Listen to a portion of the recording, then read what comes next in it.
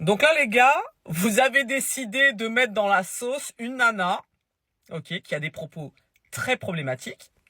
Ok, jusque-là, il n'y a pas de problème. On est ok. Il y a des propos problématiques. Il arrive un moment où, effectivement, elle parle de miel. Miel, ce petit bonbon, ce petit être de lumière qui a décidé, elle, d'utiliser son expérience personnelle pour venir en aide aux autres. Voilà. Donc, Miel, tu ne peux rien dire sur Miel. Tu vois, c'est son travail, toutes les actions qu'elle mène pour aider tous ces jeunes qui sont souvent perdus, parce que malheureusement, eh bien, il y a des familles encore où l'accompagnement par un thérapeute, dès lors où on a quelques petits soucis, qu'on est perdu, qu'on est qu'on a sur le plan émotionnel c'est difficile à gérer, eh bien il y a des familles pour qui c'est encore tabou et les enfants on n'arrive pas à parler avec les parents parce que les parents sont clairement fermés sur ce sujet. Et le travail justement qu'a entrepris Miel avec son papa, je crois d'ailleurs, c'est justement d'aider ces jeunes à libérer la parole et faciliter la libération de cette parole. Bon, elle trouve à redire concernant Miel. Bon, je comprends pas trop. Il y a d'autres créateurs de contenu pas problématiques, elle a cité, mais bon, elle ne les supporte pas, elle a le droit, elle est libre, ok, pas de souci. Mais les gars, vous avez vu le nombre de likes que la fille elle a sous sa vidéo? Sous ses vidéos, hein. Est-ce que vous avez vu le nombre de commentaires qui réclament la suite des personnes qu'elle déteste, qu'elle ne veut plus voir? Est-ce que vous vous rendez compte que sa vidéo, elle a reçu non seulement ces vidéos ont reçu énormément de likes, mais ça a été repartagé et ça a été vu, quoi. C'est-à-dire que TikTok a clairement donné énormément de visibilité à cette jeune femme, mais sa communauté aussi, et tous les gens qui ont partagé, qui ont republié, qui ont commenté et qui ont liké. S'il n'y avait pas eu tout ça, est-ce qu'il y aurait tout ce débat-là? Il n'y aurait pas de partie 2, il n'y aurait pas de partie 3. Il n'y aurait ni de partie 2, il n'y aurait pas non plus de partie 3. Parce que c'est comme ça, c'est la loi, c'est comme ça en fait. Vous voyez, c'est l'attractivité. Donc là, comme ça a bien marché, elle a fait pareil, la jeune fille, elle a recommencé en faisant partie 2, partie 3. J'ai cru comprendre que sa partie 2 avait sauté. Mais sérieusement, elle est peut-être à blâmer, mais tous les gens qui ont liké, on en parle de toutes ces personnes ou pas? Il y a des personnes qui sont clairement en accord avec sa démarche et son point de vue. Donc, je pense qu'il faut aussi slow down, c'est-à-dire qu'en fait, quand vous créez du mauvais sur les réseaux, il y a du mauvais parce que vous donnez de la puissance au mauvais. Donc voilà. Après, on va pas se mentir, hein, Beauty Privilège, elle en bénéficie clairement. Clairement, c'est une jolie fille. En plus, elle parle très très bien, elle s'exprime très très bien. Donc forcément, voilà, c'est dommage. Je trouve, parce qu'en plus, elle est loin d'être bête, cette fille. Elle est loin d'être bête. C'est dommage qu'elle n'ait pas mis à profit son contenu pour faire autre chose, plutôt que de salir des personnes comme Miel. Je crois que je l'ai vu, je crois Binobile. Qu'est-ce que Binobile tu vois, il est pas problématique.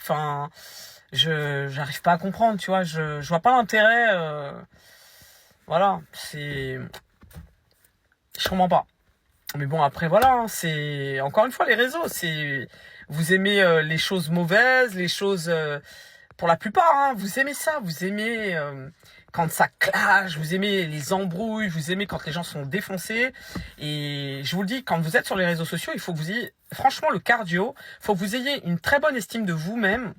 Parce que je vous le dis, si vous n'êtes pas en dépression et que vous n'avez pas connu le mal-être, vous n'avez pas connu ces situations de fragilité émotionnelle, clairement, les réseaux sociaux peuvent vous générer et vous procurer tout ce mal-être existant. Hein. Je vous le dis clairement, hein, les gars. Donc voilà. Elle n'a pas dit que des conneries. Par contre, attention, elle n'a pas dit que des conneries, mais il aurait mieux valu qu'elle nuance ses propos. Voilà. Mais je trouve que non, elle n'a pas dit que des conneries. Hein. Sincèrement, voilà. Maintenant, je trouve qu'effectivement, c'est pas trop cool d'aller salir. Voilà, les gens qui sont réellement problématiques, que tu les partages, moi, je vois pas d'inconvénient. Je pourrais être problématique pour d'autres personnes, voilà. Mais c'est le jeu des réseaux, les gars. Hein. Et tout le monde ne nous supporte pas, tout le monde ne nous apprécie pas. Demain, quelqu'un dit, elle, je peux pas me la voir, je la bloque. Elle, je... La vérité, je vais être très honnête, c'est que je m'en bats la race, les gars. Vous voyez, il y a une créatrice de contenu que je suivais d'ailleurs et j'ai découvert, mais c'est dommage pour elle, hein, j'ai un deuxième compte qui est dédié à la mode. Donc j'ai découvert que cette jeune femme m'avait bloqué. Ok, pas de problème, il aurait fallu qu'elle me bloque sur le deuxième compte. Mais elle a de la chance parce que je suis quelqu'un de bien. Je suis quelqu'un de bien. Mais ça fait tellement longtemps que j'aurais pu vraiment partager quelque chose pas top. Vous voyez? Pas top la concernant. Mais c'est pas grave. Je ne l'ai pas fait. Et ça me va très bien. Comme pareil, une coiffeuse, un salon de coiffure là sur Paris. Petit salon privé de merde. Clairement. Si elle passe par là. Travail de merde. Voilà. J'ai voulu lui donner une seconde chance. Elle a pas été honnête. Elle a été très malhonnête. Mais c'est pas grave. Garde l'oseille. J'espère que tu t'enrichiras avec ça. Voilà. Mais il y a des gens, ouais, clairement, vous aimez ça. Vous aimez la mierda, en fait. On va pas se mentir. Vous aimez quand ça pue la merde. Pour beaucoup. Voilà. Mais il y a des gens, encore une fois, qui n'ont pas envie de ça, qui n'ont pas... ça ne les intéresse pas. Voilà. Faut vraiment qu'on fasse une grosse dinguerie pour que je puisse afficher une personne. Vous voyez, Nicolas Construction, ce bâtard, c'est mon constructeur. Il m'a fait de la merde dans la baraque. On a bataillé. Le mec s'est foutu en liquidation. Il a créé une autre entreprise. On est en procès. 2026. J'attends de voir le travail de merde que vont nous pondre les magistrats. Hein. Les magistrats, les assureurs. Parce qu'il n'y a aucun problème. Hein. Il n'y a aucun problème. Hein. Tant que tout va bien, il n'y a aucun souci. Dès qu'il y a la mierda, plus personne ne veut payer. Voilà. Mais pour ce genre de truc, je n'ai aucun souci à les afficher. Tu vois, clairement, voilà. Bon, pour une coupe de cheveux ratée, bon, c'est pas grave. Je pense qu'il y a pire que ça. Voilà, je vais pas aller plomber le business d'une nana comme ça. C'est elle et elle seule. Voilà. Mais les gens qui sont problématiques, il y en a énormément sur les réseaux sociaux, mais qui sont réellement problématiques. Et qui s'amusent par contre. Qui s'amusent beaucoup avec la santé mentale. Et ça me gêne. Mais c'est pareil, ces gens-là, ils verront bien. Ils verront bien. Parce que ce n'est pas un jeu, la santé mentale. C'est une vraie pathologie. Vous comprenez? Et ça, moi, je rigole pas avec ça.